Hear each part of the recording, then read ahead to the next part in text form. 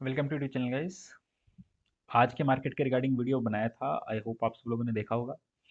अब एक बार के लिए डिस्कस करते हैं कि ग्लोबल मार्केट में क्या सिनेरियो है, क्या डेटा सेटअप निकल के आ रहा है, किन किन चीज़ों पे हमें ध्यान देना है। ओके, तो देखिए आज जो मार्केट में हुआ, लेवल्स हमने शेयर किए थे। लग नहीं रहा था टू बी वेरी ऑनेस्ट कि ऐसा फॉल आएगा। ओके, बिल्कुल भी एक्सपेक्टेशन नहीं थी कि इस तरीके का फॉल मार्केट में देखने को मिलेगा।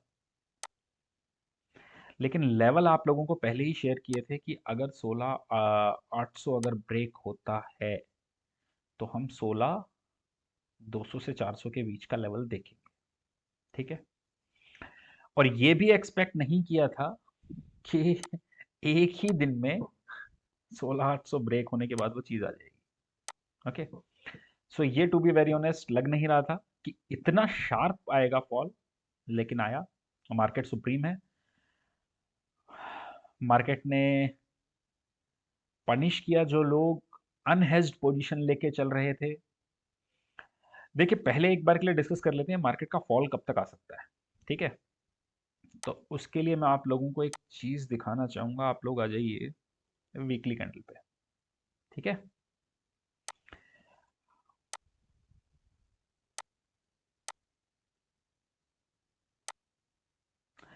अगर आप पहले के बुल मार्केट्स देखेंगे,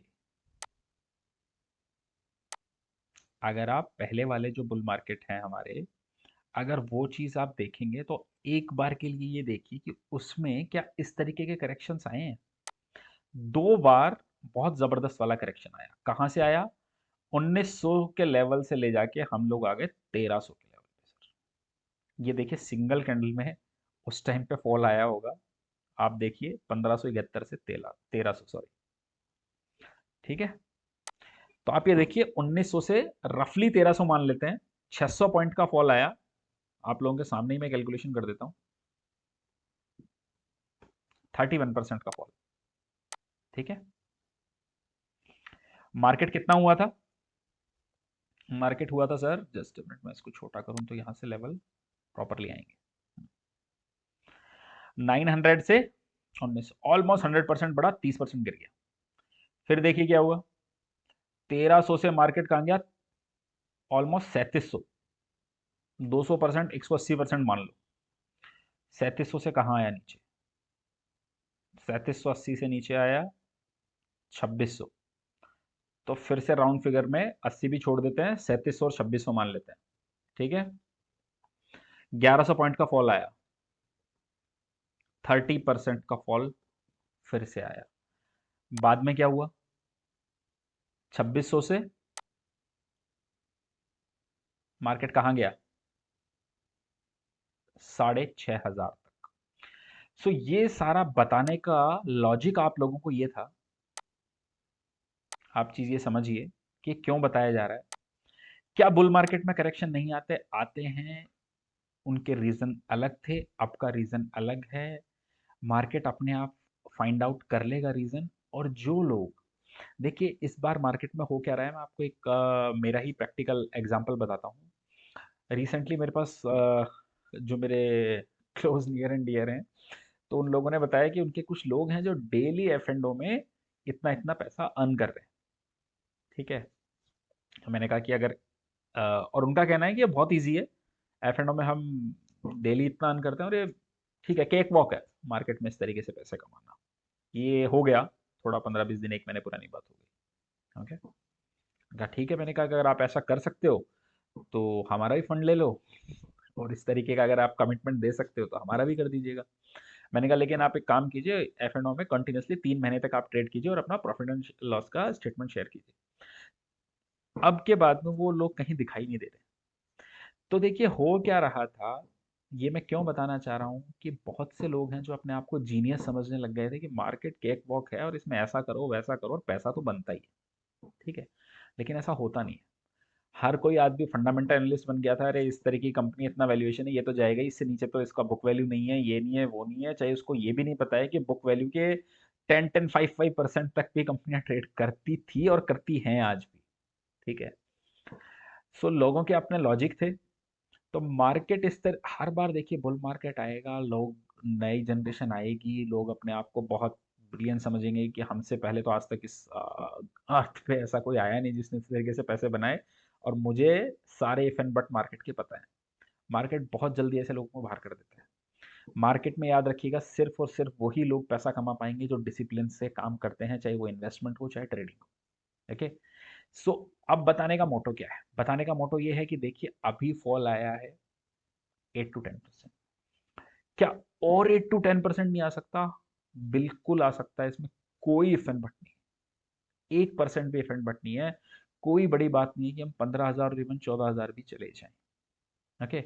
ये मैं ये नहीं कह रहा हूँ कि हम उन लेवल्स पे जा रहे हैं। मैं ये बताना चाह रहा हूँ कि आप तब तक भी बुल मार्केट में ही रहोगे, क्योंकि बुल मार्केट का एक क्लासिकल डेफिनेशन है कि 20% तक तो आप उसमें रहते ही। ठीक है। तो अभी तो आप सिर्फ 8 से 10% का फॉल आया है, तो बहुत पैनिक की बात नहीं है। लेकिन बात क्या है कि पिछले 1 डेढ़ साल में हम लोगों की आदत पड़ गई थी कि डेली मार्केट को ऊपर ही देखना, और पैसा तो डेली आएगा ही आएगा इस तरीके से। वैसा मार्केट में होता नहीं। सो जो लोग डिसिप्लिन से ट्रेडिंग करते हैं, जैसे हमारे इस बार के टिप ग्रुप वाले हैं, इतने वॉलेटिलिटी के बाद भी हम exactly no profit no loss में हैं। कोई मेजर लॉसेस नहीं है, ना हमारे पीएमएस में ना इसमें कोई मेजर लॉसेस नहीं। क्यों? क्योंकि सारे ट्रेड हेजिंग के थ्रू थे। तो अगर मार्केट गिरा कोई इशू नहीं, हम नेक्स्ट मंथ, हमारी कैपिटल प्रिजर्व है, अर्न कर लेंगे, इजी है। सो जो लोग हेजिंग के थ्रू चलते हैं वो बेनिफिट में रहेंगे, अदरवाइज आपकी मर्जी है आप किस तरीके से काम करते हैं। ओके। एक और अनाउंसमेंट, बहुत ज़्यादा जो डेटा वर्क था वो कंप्लीट हो चुका है। बहुत जल्दी आप एक सीरीज देखेंगे जिसमें मोस्टली सारे टॉपिक्स कवर करूंगा, और कोशिश की जाएगी कि बहुत अच्छा टेक्निकल सेटअप के साथ आपको मार्केट एक्सप्लेन किया जाए, एकदम छोटे छोटे पॉइंट्स के साथ। ओके। तो चलो वीडियो को लंबा नहीं करते हैं, जल्दी से इस पे आ जाते हैं। तो देखिए, डाउ जोन्स शार्प फॉल है, जहां से गिरा वहीं से फॉल है। अब देखना यह है कि क्लोजिंग आवर्स में ये कवर होता है या नहीं होता है, ये देखना क्रूशियल रहेगा। देखिए पहला कैंडल, उसके बाद में थोड़ा रिकवर हुआ, लेकिन अब वापस फॉल हो रहा है। देखना यही रहेगा कि ये डे लो पे जाके क्लोज होता है या थोड़ा रिकवर होता है। अगर डाउ 700 800 मान लीजिए क्लोज हो जाता है यहाँ से, या मैं तो कह रहा हूँ इस पॉइंट पे भी क्लोज हो जाता है, और एस जी एक्स निफ्टी में आपको दिखा देता हूँ, आई थिंक ऊपर ट्रेड कर रहा है अभी, है ना। मैं अभी आपको बता रहा हूँ, अगर एस जी एक्स निफ्टी आपको 16,700 मिल रहा है, 16,700 750 मिलेगा, खुलते ही आप सेल कीजिए इसको। मार्केट का डेटा सेटअप बहुत बहुत बहुत वीक निकल के आ रहा है, डेटा सेटअप बहुत वीक है। कल अगर कुछ डेटा चेंज होगा तो बात अलग है, अदरवाइज डेटा सेटअप वीक है। ओके। सो निफ्टी में एक बार के लिए देखिए, जब 100 एक्सपोनेंशियल मूविंग एवरेज टूटा था, हमने एक वीडियो भी बनाया था 16,200 कमिंग करके, लेकिन मार्केट कंप्लीटली रिवर्स हो गया वहां से लेके, और वो फॉल्स फॉल्स अप मूव था। जो लोग वहां पे एग्रेसिव हो गए बाय की तरफ, मेरे पास भी बहुत से लोगों ने कहा, क्योंकि कुछ टीवी कमेंटेटर्स कह रहे थे कि 18,000 आएगा। आई डोंट थिंक सो, मुझे लग रहा था कि आएगा। और वो फॉल्स मूव को ब्रेक डाउन देके देखिए मार्केट कहाँ पहुंचा।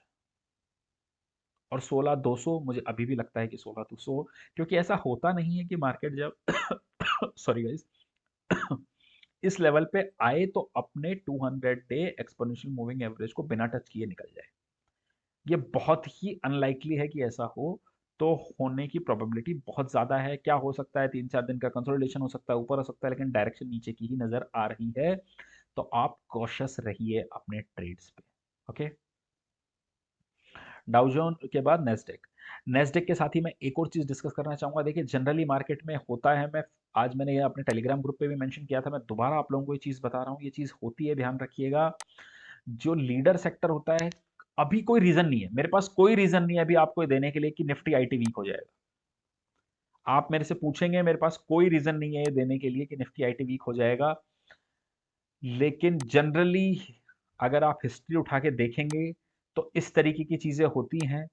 आप देखिए, आई थिंक ये 50 डे एक्सपोनेंशियल मूविंग एवरेज से भी ऊपर होगा अपने, ये देखिए,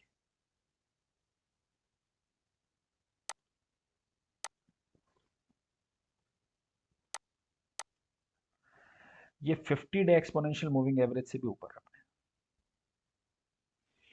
जनरली इस तरीके की चीजें देखी गई हैं कि जो मार्केट लीडिंग सेक्टर होता है वो भी डिक्लाइन करना स्टार्ट करता है एंड ऑफ द डिक्लाइन में, मार्केट के डिक्लाइन के एंड में वो भी डिक्लाइन करना स्टार्ट करता है।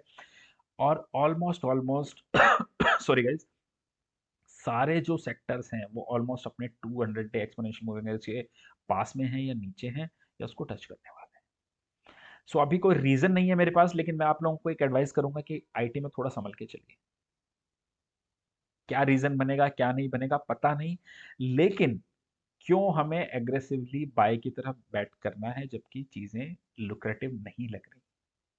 वैसे आप पूछेंगे निफ्टी आईटी तो कोई रीजन ही समझ में नहीं आता कि इस पे आप लॉन्ग क्यों ना हो, ठीक है। लेकिन मैं अभी क्या करूंगा, मैं आपको कह रहा हूं नो ट्रेड जोन में चले जाइए। आप नो ट्रेड जोन में चले जाइए आईटी में भी इस टाइम पे।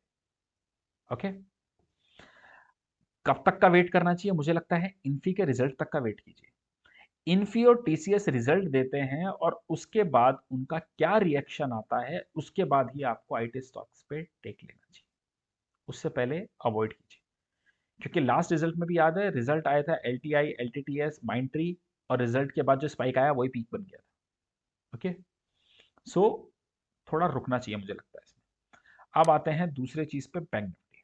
बैंक निफ्टी में देखिए क्या हुआ, डिसाइसिवली 200 एक्सपोनेंशियल मूविंग एवरेज जो था वो तोड़ दिया। देखिए पहला सपोर्ट लेवल 34,000, बात भी हुई थी कल के वीडियो में ही, टच भी किया, ऊपर भी आ गया। अब देखिए कोई वो कहता है ना, बहुत पास पास सपोर्ट है नहीं इसके। इसके बाद सेकंड सपोर्ट आएगा 33,350 पे। ओके, उसके बाद जो सपोर्ट आएगा वो आएगा 32,000 पे।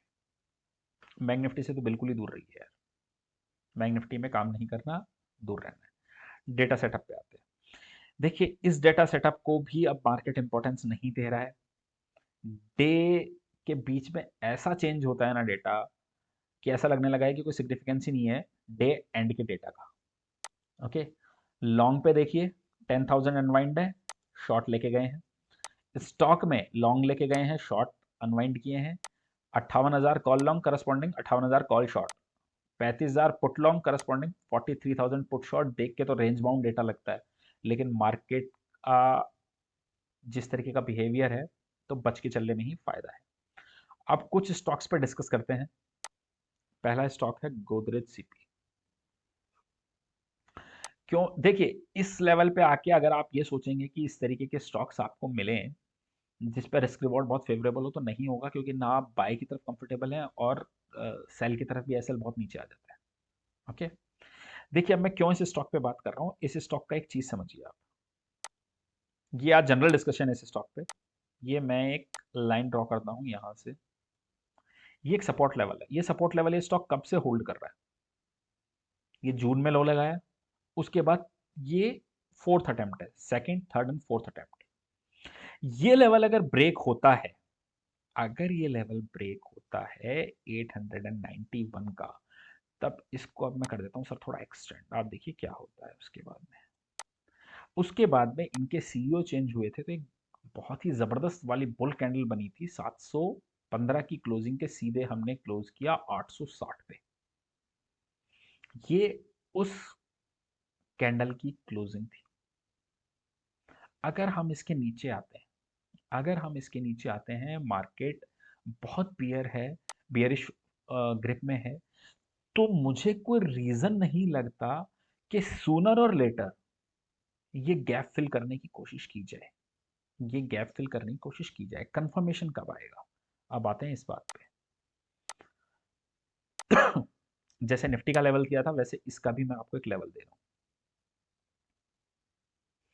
एग्जैक्टली अगर ये 808 ब्रेक करता है, एग्जैक्टली 808 ब्रेक करता है, तो इस गैप को फिल करने की कोशिश की जाएगी, बहुत ज्यादा प्रोबेबिलिटी कोशिश की जाएगी। गैप का टारगेट निकल के आएगा 720।